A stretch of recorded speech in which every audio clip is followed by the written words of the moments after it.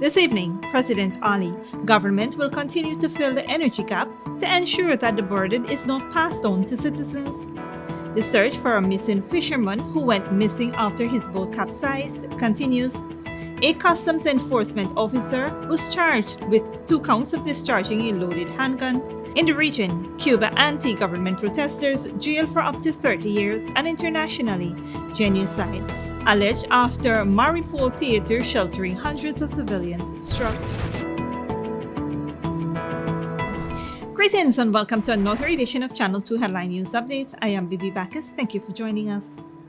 Despite the global increase in energy costs, President Dr. Irfan Ali has given his assurance that his government will continue to fill the gap to ensure that the burden is not passed on to citizens. The president said Guyana Water Incorporated and Guyana Power and Light would not be increasing tariffs by a cent despite the fuel prices, which are the primary driving forces behind the production of power and treated water, having increased by 100%. Main impetus for power and water is fuel, energy costs. That has increased by 100%. But here in Guyana, the government is not going to allow that increase to be translated to the people of the country. We said to both entities, you are not going to increase by a cent. The government will take up the additional expenditure and fill the gap. President Ali noted that when the Guyana Water Incorporated and the Guyana Power and Light budgeted, they did so with oil at $60 per barrel and not at $125 per barrel. However, he assured that the government will now subsidize fuel price hikes. This will guarantee that the burden is not passed on to the citizens.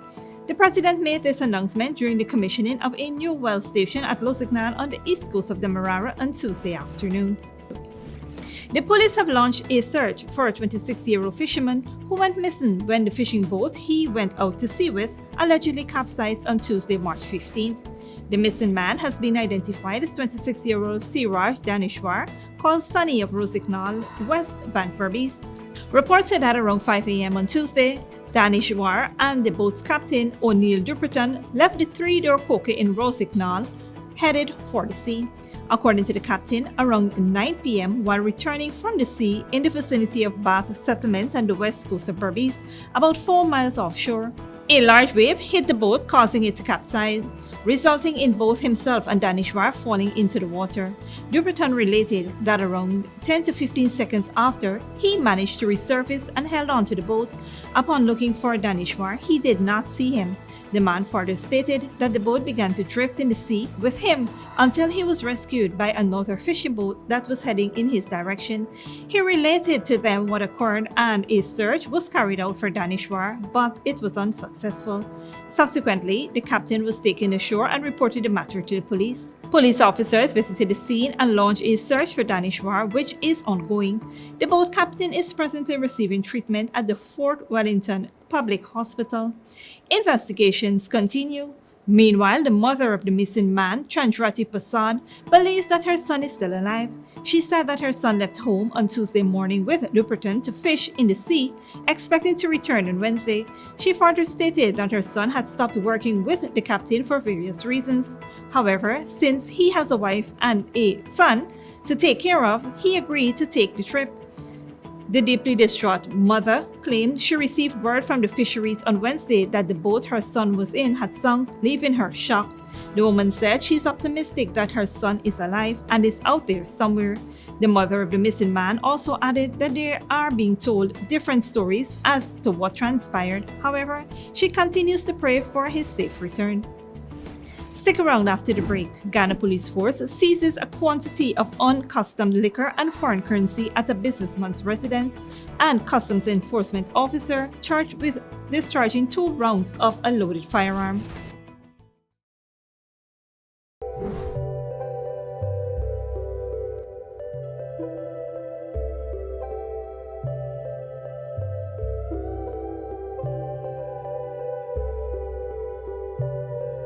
Maison Francois is the chocolate paradise of Guyana. From the moment you enter our store, you are welcomed by the sweet aroma of Belgian chocolate. pastries, and other artisanal treats handmade by our European trained chef. Our convenient location at the City Mall is the perfect place to take that special someone or to take home a little sweetness. So treat yourself with a taste of Paris in the heart of Georgetown, only at Maison Francois. Good girl forget things.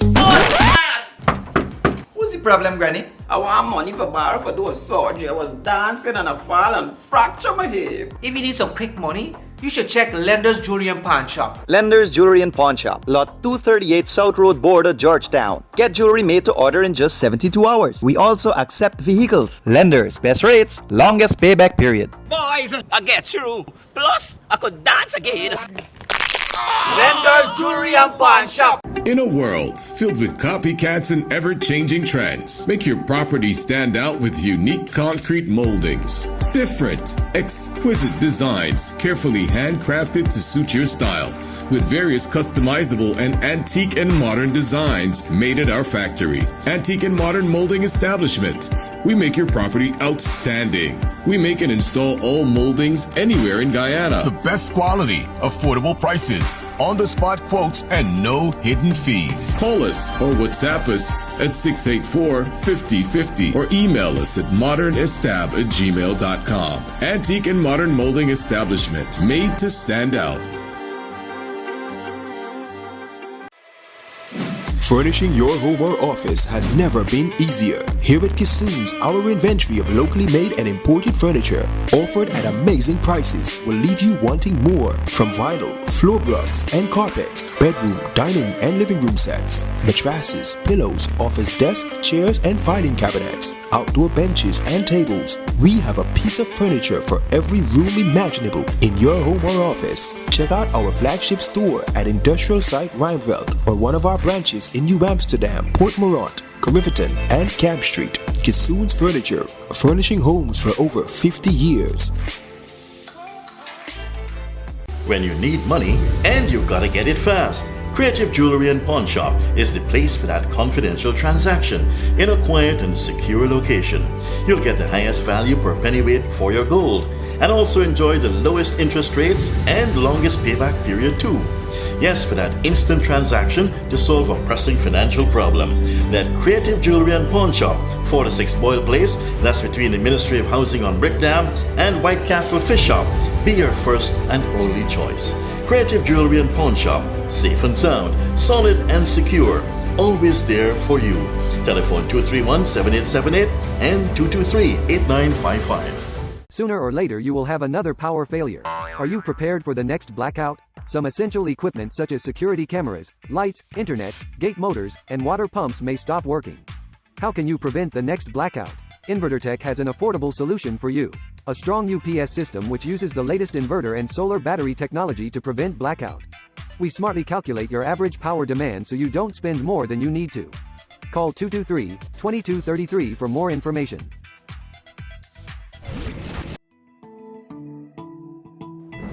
Welcome back.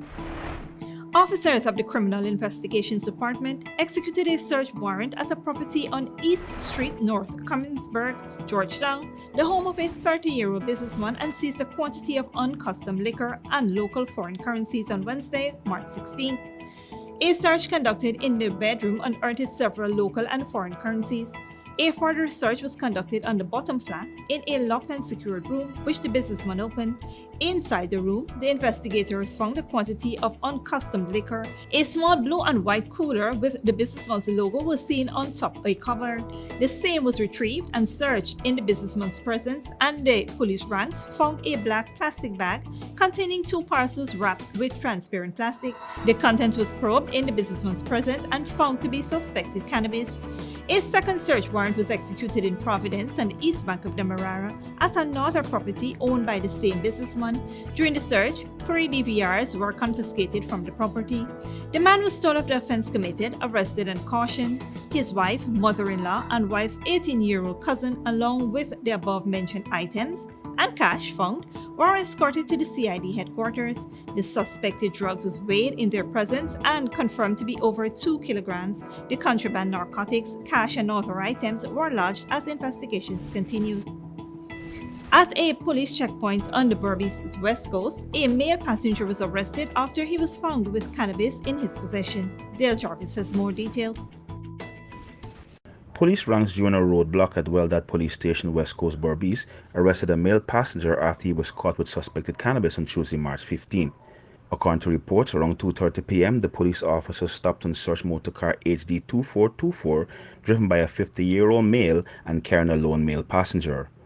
Police found a wrapped parcel in a brown haversack carried by the passenger, which contained a number of leaves, stems, and seeds suspected to be cannabis. The passenger was told of the offense, arrested, and cautioned. He admitted to the possession of the suspected cannabis. The suspected cannabis was tested and weighed and amounted to over 1,800 grams. The man was placed in custody as further investigations are in progress. Reporting for Headline News Update, Dale Jarvis. Thanks, Dale. A 49-year-old customs enforcement officer appeared at the Sparendam Magistrates Court today, charged with 2 counts of discharging a loaded firearm with intent. David Ali of Kirsten Park, Lebanon Intention, East Coast Demerara, was arrested and charged with 2 counts of discharging a loaded firearm with intent committed on Anil Prasad and Regan Gonzalez, respectively, which occurred on March 13, 2022 at Kirsten Park, LBI.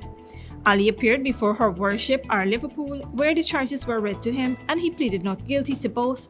Bail was granted to him in the sum of $100,000 on each charge. The case was postponed to March 20, 2022 for statements.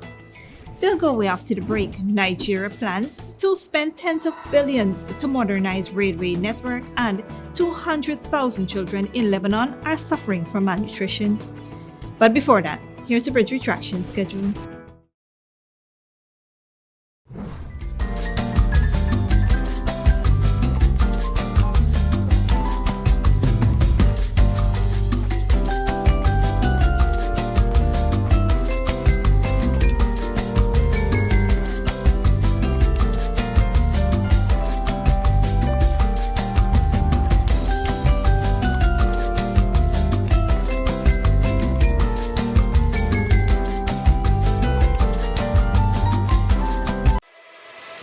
Furnishing your home or office has never been easier. Here at Kissoon's, our inventory of locally made and imported furniture, offered at amazing prices, will leave you wanting more. From vinyl, floor rugs and carpets, bedroom, dining and living room sets, mattresses, pillows, office desk, chairs and filing cabinets, outdoor benches and tables. We have a piece of furniture for every room imaginable in your home or office. Check out our flagship store at Industrial Site Rijnveld or one of our branches in New Amsterdam, Port Morant, Riverton and Cab Street. Kissoon's Furniture, furnishing homes for over 50 years.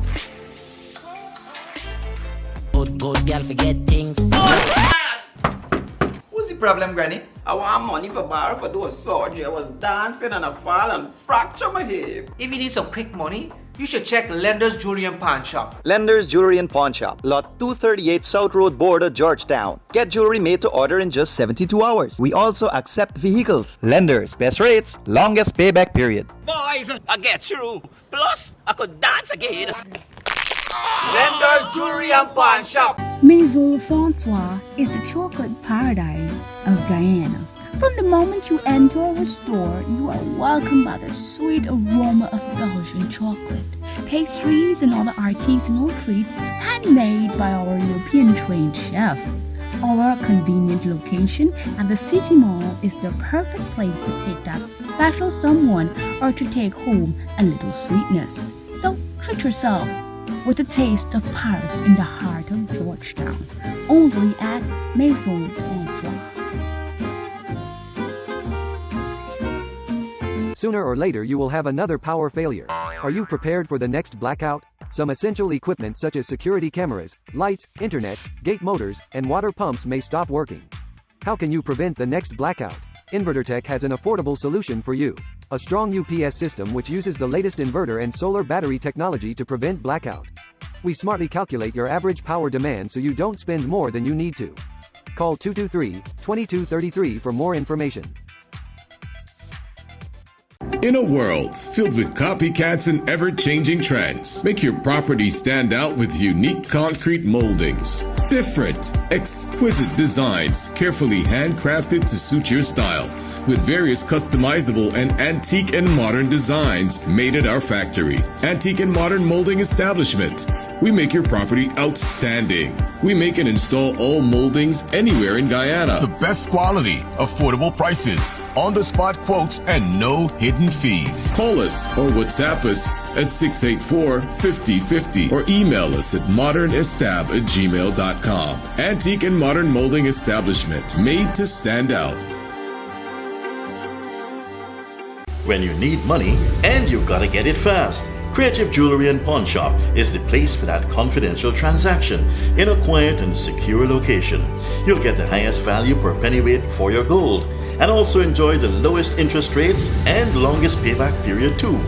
Yes, for that instant transaction to solve a pressing financial problem. That Creative Jewelry and Pawn Shop, 46 Boyle Place, that's between the Ministry of Housing on Brick Dam and White Castle Fish Shop. Be your first and only choice.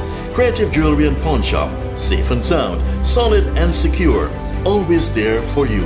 Telephone 231-7878 and 223-8955. Welcome back. Now we take a look at news in the region and around the world. More than 100 persons who took part in a rare anti-government protest in Cuba in July have been sentenced to lengthy jail terms of between 6 and 30 years. Out of 129 defendants, only one was acquitted, with the remaining being found guilty of sedition and theft. Thousands of Cubans took part in the demonstrations across the communist-ruled island, chanting for freedom. Unauthorized public gatherings are illegal in Cuba, and more than 1,000 persons were arrested. The protests, the largest in decades, came amid a severe economic crisis, with protesters voicing anger over price increases, the shortages of food and medicine. Many were also critical of the Cuban government's handling of the COVID-19 pandemic. Internationally, Nigeria is planning to spend tens of billions of US dollars to modernize its railway network. The overhaul could give remote parts of the country a huge economic boost. Al Jazeera's Ahmad Idris reports. Containers sit on narrow gauge rail tracks, awaiting delivery to Lagos ports for exports. A few years ago, they would have to make the journey by road. But a multi-billion-dollar investment to revive the country's rail system is beginning to pay off, thanks to billions of dollars in loans from China. Thousands of kilometers of rail networks have been revamped and put to use, opening up opportunities for businesses and boosting the economy. J.C. Wanko, who operates freight services, saw income grow steadily, along with huge growth potentials. We have not even scratched the system. We have a lot to carry in passenger services. We have a lot to carry imports, even exports, movements of raw materials within the country. It's so huge. When you put your load on the train, just go and sleep. It will deliver volumes on time, save lives, and employment benefits. At this train station in Lagos, these passengers who commute daily from Ibadan for work and trading catch the last train home. Just a year ago, they would have to spend 5 hours on the road to get home. Now they do that in 2. Officials now looking beyond passenger services. They've launched an ambitious program to link up with Nigeria's neighbors and seaports to boost trade. We have developed what we call freight yards in Abeokuta and Ibadan, so that we can have easy turnaround where people can go and pick their containers. This, he says, will deliver freight in time and ease pressure on Nigerian roads. But the plan requires a lot of money, and the government doesn't have enough. It's estimated that $80 to $100 billion is required to fix Nigeria's rail network, which has been neglected for decades. As a result, trucks are the main means of moving heavy loads across the country. And that has taken a heavy toll on the roads, which need hundreds of millions of dollars of repairs every year. The decline of Nigeria's rail system followed decades of neglect. Much of the tracks were laid before the country's independence in 1960. Since then, there was no major investment in the sector. Experts say reviving the sector will spur growth in manufacturing and create jobs. But there are concerns about whether the government, which currently owns and operates the railways, is capable of sustaining it. Ahmed Idris, Al Jazeera, Lagos, Nigeria. As the war in Ukraine continues, one person was killed and 3 injured when debris from a downed rocket hit a Kiev apartment block as Russian forces press on in the capital. Ukraine says Russia attacked a theater and a pool facility in Mariupol where hundreds of civilians were sheltering. Moscow denies the claim. Al Jazeera's Rob McBride reports. For this Kiev neighborhood, another early morning awakening from the war. An incoming missile was intercepted, with falling debris killing a resident below. People in cities on the front line, like here in Kharkiv, continue to bear the brunt. Parents of children at this shattered school have come together to try and restore classrooms. We came to help. We heard that such a catastrophe happened, and I don't know how to describe it. It's inhuman. There's more fierce fighting on the streets of the southern port of Mariupol, with the destruction of a theater where Ukrainians say more than 1,000 civilians were sheltering. The Russians deny targeting the building. The only way to describe what has happened today is genocide. Genocide of our nation. Hundreds more people have finally managed to escape the siege of Mariupol, such as Lydia, who spent 2 weeks in her basement without heat or running water. The whole place is destroyed, she says. We still had corpses there. They didn't take the bodies away for 7 days, and it started to stink already. It was scary, very scary. And at the main church for the military in the western city of Lviv, a funeral for another soldier killed in conflict. While this war continues to arouse condemnation of the Russian invasion on the world stage, here in Ukraine, each death locally seems only to strengthen the resolve to join the fight. Outside Lviv, more training for volunteers. This soldier calls himself Krim, meaning Crimea. He says he left his home on the peninsula when it was seized by Russian forces in 2014 and is vowing not to be moved on again. Now Lviv is my home. I'm more interested in a democracy than in a totalitarian state. These volunteers will soon join others like former international tennis player Sergei Stakovsky, who says he had no choice but to put on a uniform and pick up a gun. Even if I will be capable of shooting, killing someone is marking you on your life. So I don't believe that any of the Ukrainians are willingly doing it, but we don't have any choice.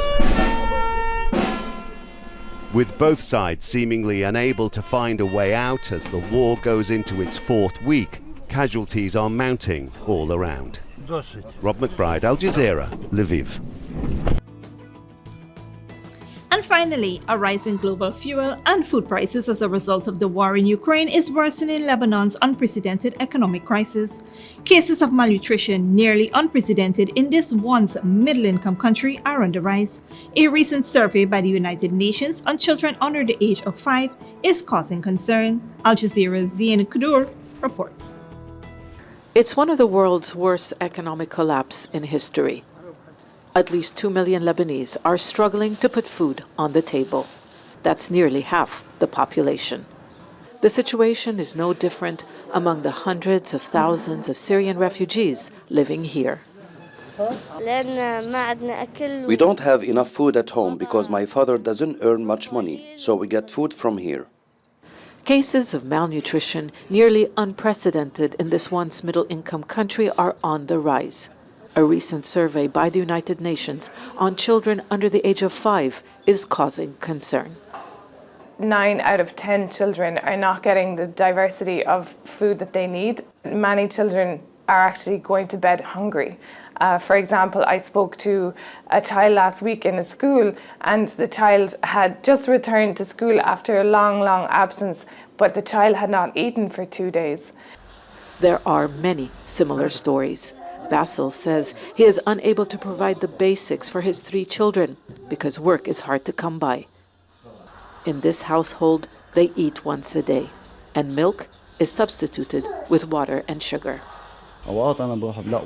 Sometimes I collect plastic and cans from the streets to sell them. Sometimes I work as a cleaner, but the pay isn't enough to make ends meet. The nearly bankrupt government has been promising assistance to the most vulnerable for months. With the help of the World Bank, it will give cash assistance to 150,000 families. The program will help reduce the burden that Lebanese face from the difficult living conditions. Food prices have increased by more than 1,000% since the financial meltdown began in 2019. The war in Ukraine is making the situation worse as wheat prices rise, and authorities warn they may no longer be able to subsidize bread. Charities say they can no longer keep up with growing demands. They say those who used to assist now need help themselves. For now, we are feeding 850 people, but up to 1,500 people have approached us for help, and we can't do anything. The poverty rate continues to rise in the absence of a government economic recovery plan. Already, 94% of children aged 6 months to 2 years are not getting enough food. Zena Khuder, Al Jazeera, Beirut. And that is it for today's regional and international news. Here now is your 3-day weather forecast.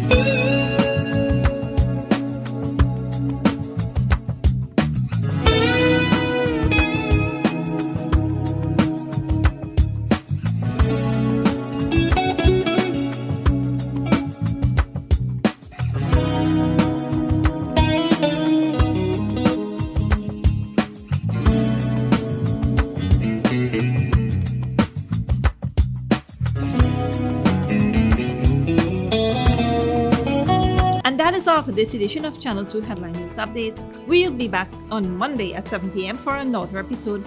Be sure to subscribe, like, and follow us on Facebook and YouTube. Until then, please take care of yourself and each other, and do have a happy Passover.